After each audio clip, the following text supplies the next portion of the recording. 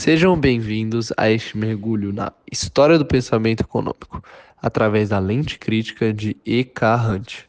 O livro de Hunt não é apenas um registro de ideias, mas uma análise profunda de como as estruturas econômicas moldam o pensamento humano. Nosso objetivo aqui é desvendar as origens do capitalismo, compreendendo que esse sistema não surgiu do nada, mas sim de um complexo processo de transformações históricas.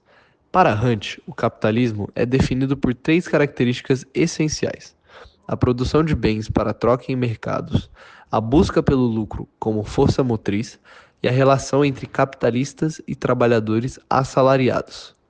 Ao longo deste vídeo, exploraremos as condições que precederam e possibilitaram o surgimento dessas características. O que nos propomos a fazer é mapear as mudanças sociais e econômicas que pavimentaram o caminho para a ordem capitalista que conhecemos hoje, utilizando a perspectiva instigante que Hunt oferece. Antes do capitalismo, a Europa estava imersa no sistema feudal, uma estrutura social e econômica que se baseava na posse da terra. A relação fundamental era entre o senhor feudal e o servo, onde o servo, embora não fosse um escravo, estava ligado à terra e devia obrigações ao senhor, seja em trabalho, produtos ou dinheiro. A produção feudal era essencialmente para uso próprio, ou seja, as famílias e comunidades produziam o que necessitavam para sobreviver, não visando a troca em mercados amplos. A economia de subsistência dominava, com baixo desenvolvimento tecnológico e pouca especialização. A Igreja Católica exercia uma influência esmagadora, regulando as atividades econômicas com suas doutrinas, como a condenação de usura, cobrança de juros. Mercados eram rudimentares e o comércio era limitado, principalmente a nível local, o que restringia severamente o acúmulo de capital e o surgimento de uma mentalidade de lucro. A estagnação feudal começou a ser desafiada pelo crescimento gradual do comércio de longa distância.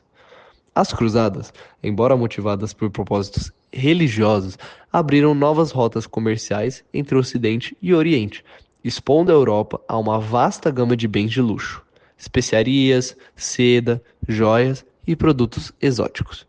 Este intercâmbio estimulou o desenvolvimento de centros comerciais em cidades portuárias, como Veneza e Gênova, que se tornaram pontos nevrálgicos de troca. Com a expansão do comércio, uma nova classe social começou a se consolidar: os mercadores. Diferente dos senhores feudais e camponeses, os mercadores viviam da troca e da acumulação de riquezas através do comércio. Eles foram os primeiros a acumular capital de forma significativa, investindo em navios, caravanas e redes de distribuição. Essa acumulação inicial, ainda que incipiente, representou uma semente fundamental para a futura estrutura capitalista, gerando interesses econômicos distintos e desafiando as bases da economia feudal. A necessidade de organizar e financiar essas operações comerciais complexas levou ao desenvolvimento de novas práticas comerciais e financeiras, como o crédito e as sociedades mercantis, que seriam precursoras das modernas empresas. O comércio de longa distância não apenas trouxe novos produtos, mas também introduziu uma lógica de mercado que era estranha ao sistema feudal, focada na maximização do lucro e na eficiência das trocas. Com a demanda crescente por produtos comercializáveis, o sistema de guildas e produção artesanal, que eram a base da manufatura feudal, tornaram-se insuficientes. Foi nesse contexto que surgiu o que Hunt chama de sistema doméstico de trabalho, também conhecido como Putting Out System. Neste modelo, mercadores capitalistas forneciam matéria-prima, como lã, a camponeses e artesãos em suas casas, que a transformavam em produtos, como tecidos, em seu tempo livre, utilizando suas próprias ferramentas. O mercador, então, comprava o produto final e o vendia no mercado. Este sistema representou uma transição crucial da produção artesanal independente para uma forma proto-industrial de produção. Pela primeira vez em larga escala, o trabalho não era mais voltado para o consumo próprio ou para o pagamento de obrigações feudais, mas sim para o lucro do mercador capitalista. Embora os trabalhadores ainda possuíssem seus meios de produção, suas casas e ferramentas, eles estavam submetidos à lógica de mercado e ao controle do mercador, que ditava os preços e a quantidade da produção. O sistema doméstico de trabalho, embora ainda não fosse plenamente capitalista, plantou as sementes da relação capitalista de trabalho. Ele começou a separar o trabalhador dos meios de produção de forma indireta, transformando o camponês artesão em um elo de uma cadeia de produção controlada por um capitalista incipiente. Esta organização do trabalho permitiu um aumento significativo na produção e na acumulação de capital, preparando o terreno para a fábrica e a Revolução Industrial. Na Inglaterra, o processo de enclosure, ou cercamento, das terras comunais para a criação de ovelhas, devido à demanda por lã, foi um dos principais catalisadores do declínio feudal. Isso levou à expulsão massiva de camponeses de suas terras. Milhões de camponeses, antes atrelados à terra e com acesso a meios de subsistência, foram despojados de suas propriedades e transformados em uma massa de trabalhadores sem terras e sem meios de produção. Esses camponeses desalojados migraram para as cidades, formando a base da futura classe trabalhadora urbana.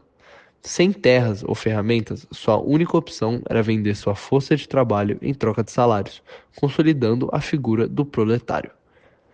Essa transição gerou imensa miséria e deslocamento social, mas também criou a força de trabalho livre, necessária para o desenvolvimento das fábricas e do capitalismo industrial.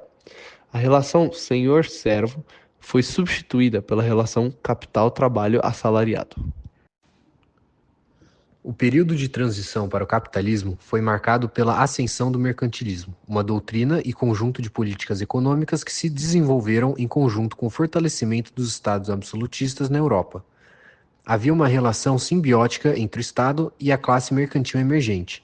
O Estado fornecia proteção e privilégios, como monopólios e companhias de comércio, enquanto os mercadores financiavam os cofres reais e promoviam a riqueza nacional.